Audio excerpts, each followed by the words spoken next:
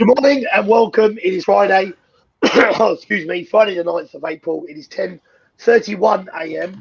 and I am joined live, as always, on a Friday at 10:30 a.m. by the wonderful Joella. Joe, how are you? I'm good. Just washed my hair. Can't do a thing with it.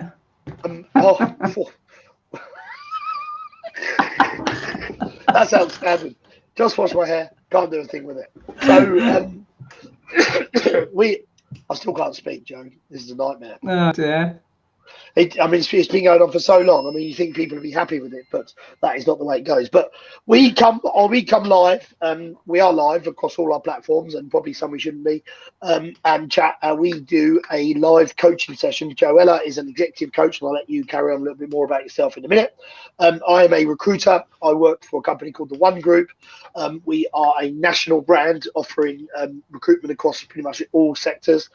Personally, I do financial services. So banking, fintech, and wealth management. Hopefully, at some point, I'll be able to actually speak during this. But I feel fine, just can't speak. The remnants of COVID many moons ago. So, Joe, please, what are we doing on a Friday morning at 10:30? Why should people tune in to listen to us? And what should they say if they want to get involved in the chat? Is that a question? Yeah.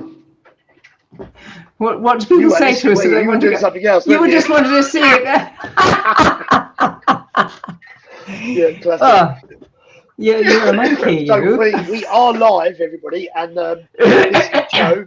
She's just washed her hair, and yeah, she was writing an email to somebody else while she was doing some coaching with me, which is great. No, I was just thinking, Anthony, about. Oh, right, Anthony said some stuff about himself. I'll have to say some stuff about myself now. What shall I say? Yeah, well, it's your platform. Go. You got 5 minutes. Hang on. I don't want 5 minutes. Okay, go. Talk to us about yourself, Joe. All right. Well, I'm an executive coach. You want to know what that noise is? That's what is that noise? Trying to move something out of the office. So if you can hear somebody scurrying around in bucket, Natalie, say hello. Hello. Yeah. And that is my dogs. So right. Anything else you want to declare, Anthony? This is absolutely amazing. So when Nat's doing her job later on, I'm going to be wandering into the workroom to see. Yeah, definitely. Outstanding. But anyway, Joe, talk to us about yourself, please. All right then. You know, on the off chance that anybody would think we were at all professional at this point. What's funny? Some people actually don't care. You know, like it's actually not about what we're doing or what we're trying to do or achieve. It is just they just think. I think people think that we're just messing around. But anyway, carry on, Joe. Well, in deadly serious earnest. Yeah. Anyway, I'm an executive coach, and I work with senior leaders who've lost their mojo, basically, who are not clear about the direction and want someone to help them get clear, get motivated, and make stuff happen. So that's what I do. I'm glad to see the case is getting sorted now. This is outstanding. This is unbelievable. Yeah. Okay. So that's me. That's what I do. Yeah. And shall I just carry on now and take over? Yeah, let's go. So for everybody that's watching this and has watched the amazingness of the first 5 minutes of this call, what we're doing is we're doing a 4-week course on Joe doing some executive coaching to me. Week 1 was the question, like an exploratory fact find on what actually I wanted to do some work on. So we are now in week 1 of that. Joe's kindly sent me a load of random pictures as well, so hopefully at some point you can explain to me what they are, why I'm going to send them, but I'm looking forward to that. But other than that, Joe, please fire away. Okay, right, great. So as Antony said last time, we came up with a coaching goal. And the coaching goal, to just bring you up to speed, was that by the end of April, I would have found a way to manage my priorities. Did you get that? Priorities? So I can effectively delegate some of them to others. Okay, so that's what we came up with. And that was our starting point. And in these sessions, you've only got half an hour. Normally in a coaching session, I'd have 90 minutes. So that was a quick pass. And since then, I've sent Antony a copy of that and asked him to tell me, does that still feel right? Because often when you do this with someone, they kind of get a first pass about what it is, but then as time goes on, they realize, well, maybe it's not quite that, perhaps it's something else. So I just want to check with you, Antony, does that still feel right? It does, yeah. Let me go through the email quickly that you've sent me. No, yes, of course, yeah, it does. and I think the luxury of doing, well, not the luxury, but doing this live is quite interesting. It is, and you did ask me beforehand, what's my safe word? I think we came up with Albuquerque or cucumber. I can't remember which one it was. No, I think it was wobbling your glasses, actually. Oh yeah, from memory. Yeah, if I don't feel comfortable in that environment, but this is live, and my 20,000 followers on Instagram, on LinkedIn, and the thousands on the other platforms that we're talking on. This is really something that legitimately I want to work on, and I want to benefit, and I want to benefit the people around me, which in turn will help all the people who are watching this, and hopefully all the people that we work with in the future, and it gets people to see how amazing you are, Joe, have been able to make me more organised.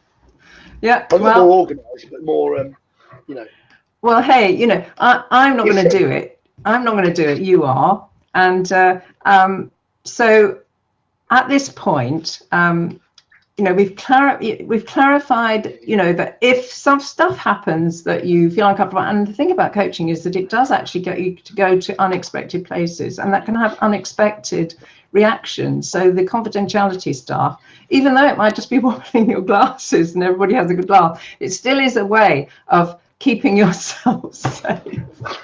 God, just calm down, Antony. Okay, yeah. So yeah. Breathe.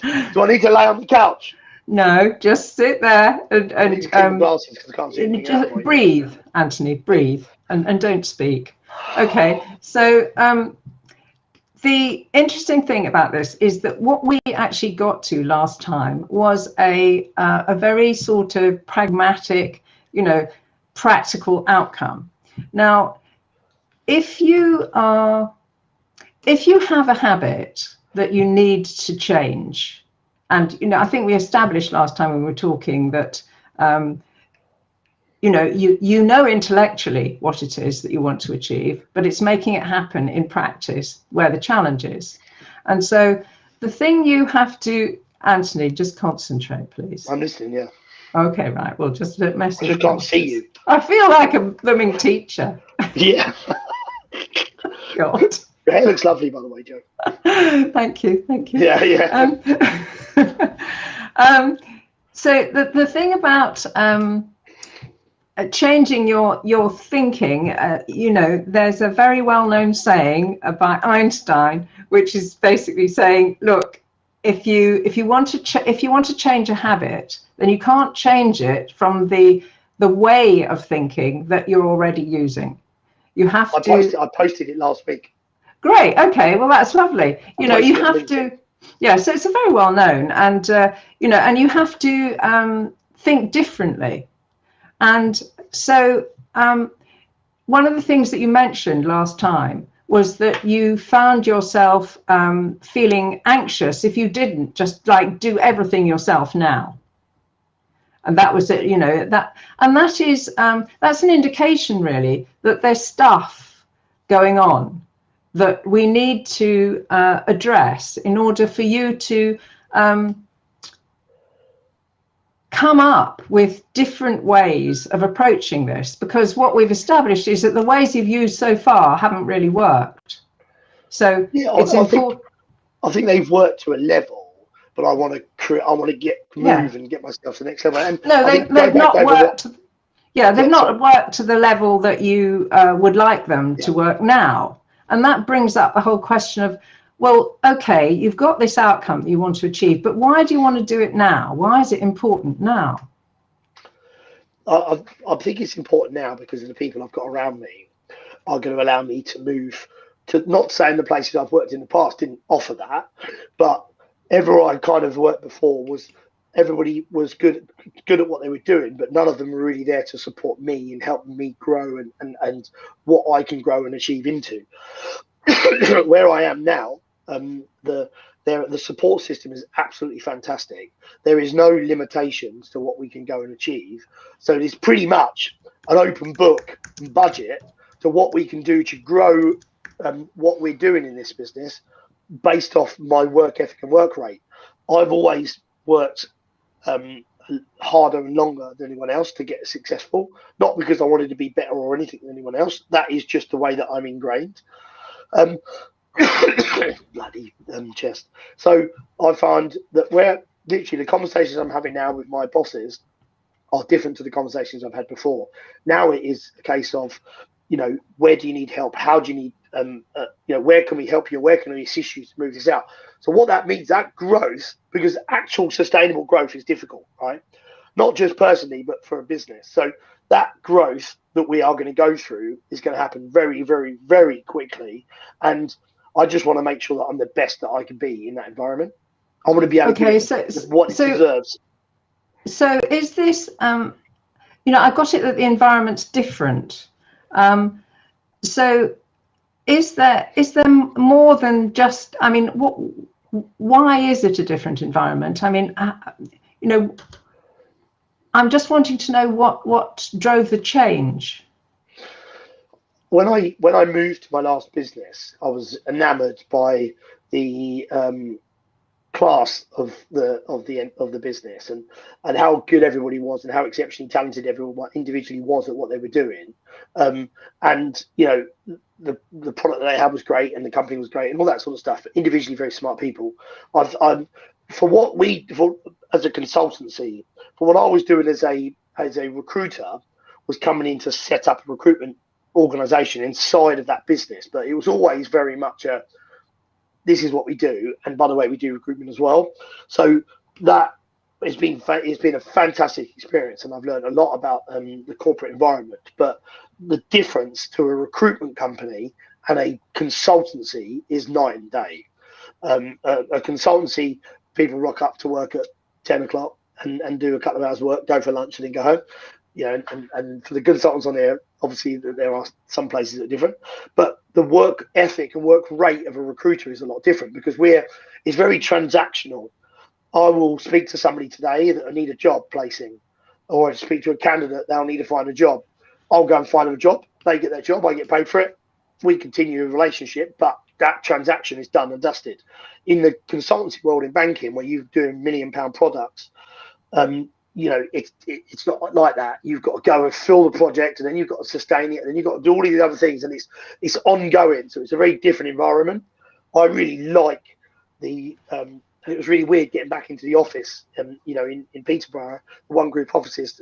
They've got a few up there, and I absolutely loved it. I felt like I was. So then the thing that what I'm trying to get at is why this is important now. Why suddenly this has always been important to me, right? I think what I've found is I've been able to mask a lot of it by work rate and like, for instance, yes. So what's changed? Why are you now prepared to do something about it where you weren't before? I feel that personally I'm ready to make that change and adjustment. And what is that change and adjustment as far as you're concerned? How do you see it? Also, with a lot of the things that we do is to grow it and build it. And the only value that you have in a business like what we do is if it's not run and managed and all done by one person, because the value is not there. So is there something different about what's happening now to how it was before that's driving this? I think. Yeah, 100%. I think So what is that? I think it's me. It's personal. I kind of think it's a spiritual thing from me personally. I think that I don't think I've naturally changed overnight, but I think over a period of time I've become better understanding about my environment, my surroundings, and what actually we're trying to achieve with what I'm doing at work. Can you put that into words? What you're trying to achieve at work? I find myself looking to help people understand. We're looking at a diversity right now in our business, and diversity hires into the space market that we work. And I feel actually responsible for helping a lot of people make huge transitions in their life and their career, and that responsibility actually is starting to I'm starting to understand it and appreciate it. Well, got it. Fantastic. So what you're saying is that a point has come in your thinking where you've realized that it's not enough to be making stuff happen, being efficient. There's more to it than that. It's actually, what has sort of woken up inside you is a sense of, actually, why am I here? Why am I doing this? And realizing that you want to help people make changes, make their lives better, and you realize that the tools you have currently aren't quite hitting the spot when they don't match your ambitions, really. Yeah, and you know what was really interesting? I was in the office the other day, and a chap sitting opposite me. I'm on the phone all day long. I do 1,000 things a day. It's just kind of how I work, and a recruitment environment kind of breeds that. And absolutely amazing company that we work in, and everyone's very happy and everyone loves it. But the guy said to me, "Look, can I have a chat to you for 5 minutes?" And I was like, "Yeah, no problem." So I said, "Look, we'll do 3 o'clock," and we ended up sort of about 3:30. We sat in the room. I said, "How can I help you?" And he's like, "How do I go from he being a recruiter for 3 weeks?" He said, "How do I go from doing what I'm doing to doing what you're doing?" And that conversation, I would have answered a lot easier a long time ago. I would have just said, "Look, just work harder every day, listen to these tapes and you'll go and do it." But I feel all of a sudden, not all of a sudden, but I feel I have a duty and responsibility to make sure that what we are doing is ethical and correct. We live in a world where, racism, systemic racism and non-inclusion is rife, especially in my market. And if someone rings me or sends me a message or posts something online and so on and so forth, I've always looked at it in the past and gone, "Oh, that's fantastic, that's great, this is how many views I get." I've started to look at it at more of, there's thousands of people, 20 to 30,000 people like, share, watch, do the stuff that I do a week. Those people, I feel responsible for making sure that I can maintain what I say I can to that environment, if that makes sense. Got it. Great. So then did the summary I gave you actually fit? Yeah, I mean, I think what's interesting is things have moved fairly quickly for me. The last time we spoke, I was at a different company.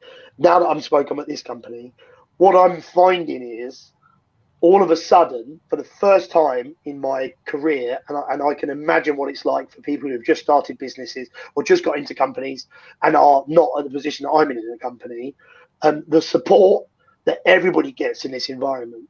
What these guys have done over 20 years of having this business, and they're two very different, the owners are two very different people. What they have done to this business is understand, put themselves in a position where they can support and so on and so forth. And some businesses are great, and some businesses are not. Some businesses expect you to get on with it, some businesses don't. I've come here, and in a couple of days, my perspective of what I thought I could achieve and what I can achieve has changed quite dramatically. Right. Okay. Right. Because, so then, by being in an environment where you can see that more is possible, it's actually opened up for you much more of a vista about how you might have things, or what's actually possible for you. Yeah, and fulfilling, your desire to be more responsible in relation to other people's transitions. there's people used to say to, like when is that a yes or a no? Yes, that's a yes. Okay, got it. And when I moved to the house I'm in now, on the same day I changed jobs. I moved into this house. My wife's mum had just died, and I moved into this house on the same day, and it was such a traumatic experience. It was one thing really positive and great and change, but change is difficult in any environment. Indeed, tell my 10-year-old to change his underpants or at least have a shower. It's difficult. So that I've got to the point where I feel like I can accept now that what I do today is benefiting me moving forwards, but I don't have to get it all done. So I need fantastic. So this is really great, because that's absolutely what you need in order to be able to transform how you see things and what is then possible for you, because we have a choice at this point. I mean, we could take this your outcome that you want to achieve, to found a way to manage my priorities so I can effectively delegate some of them to others. On the face of it, that seems quite straightforward, that we can just explain to you what are the way, work through what are the ways that you do that, and then you could just do it. But actually what's really emerging is this is part of something much bigger for you. It's about who you be and where you're going in your life. It's a bigger that request about making that change has actually come out of a context which is much bigger than that.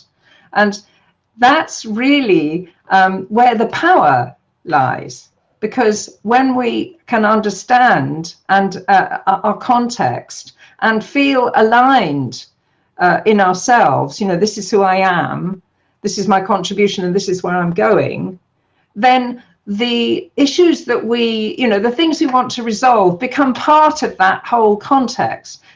Am I making sense? Yeah, 100%. And I think what's interesting about this is it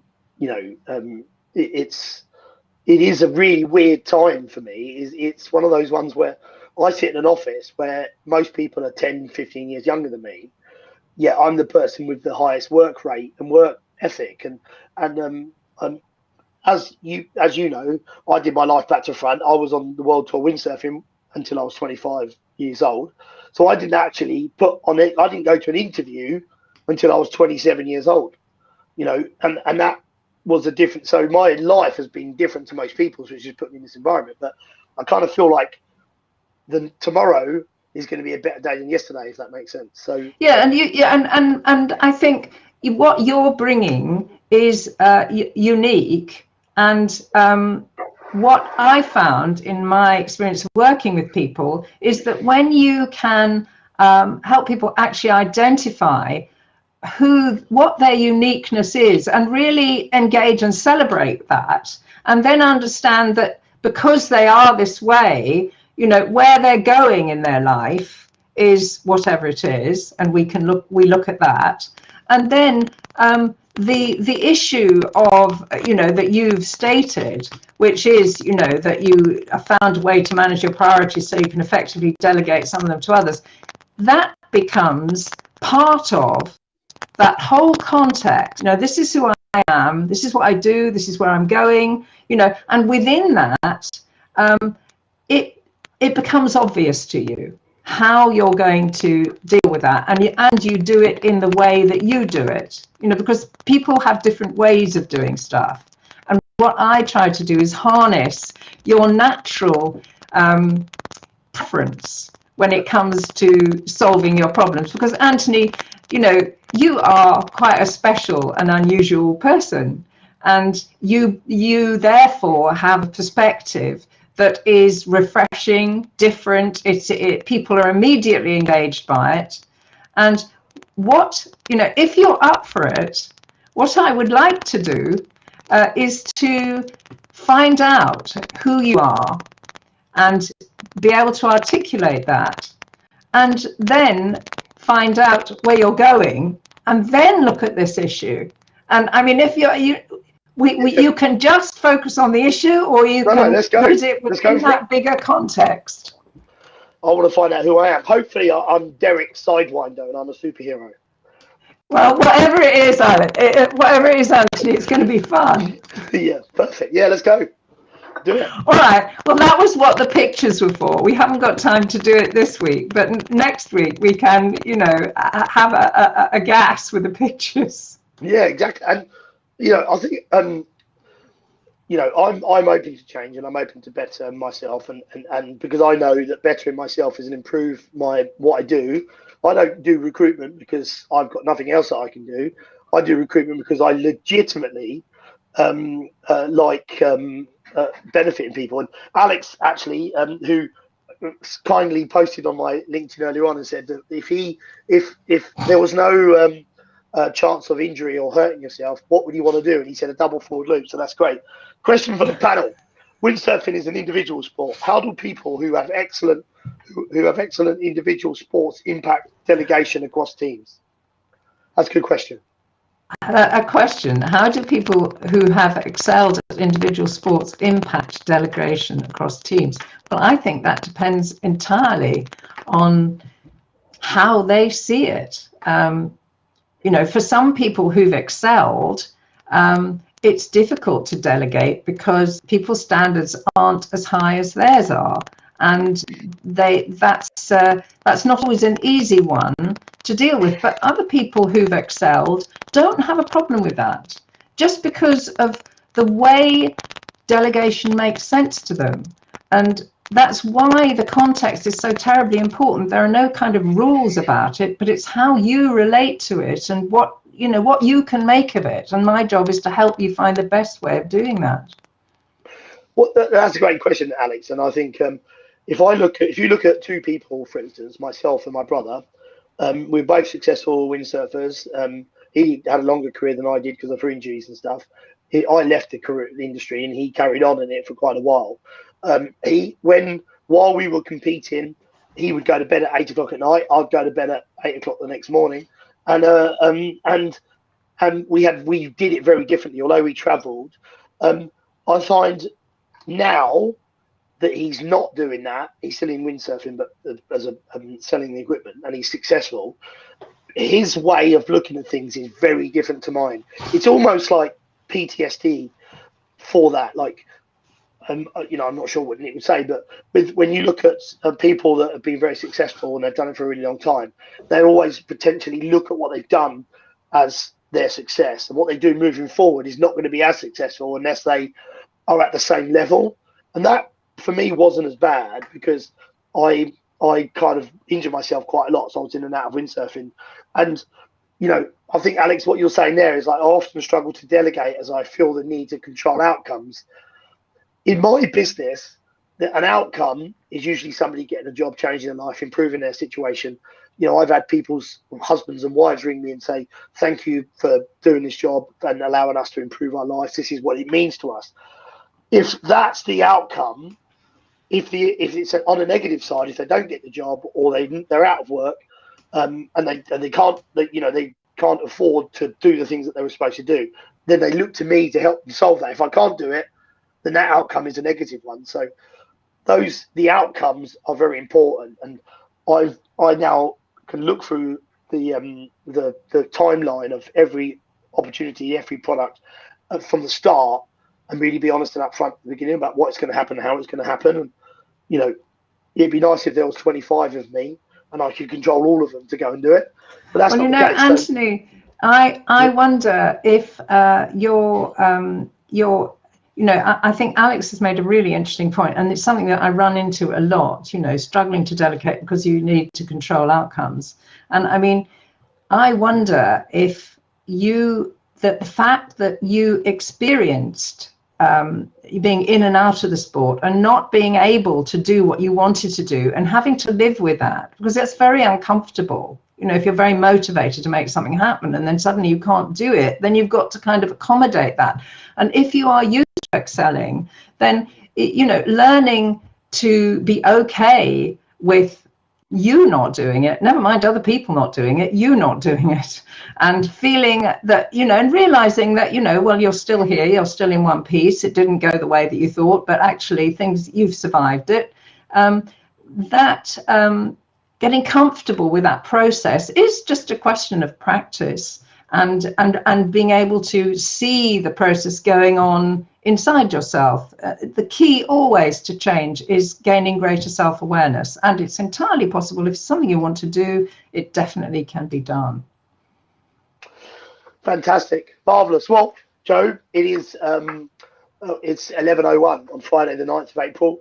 I love this. I really do enjoy this. I do like this, and it gives me a time of reflection after this. And like I posted on LinkedIn this morning, I had, I don't know, but hundreds of messages from my change to the one group, and people just being really nice about me and the stuff that I do.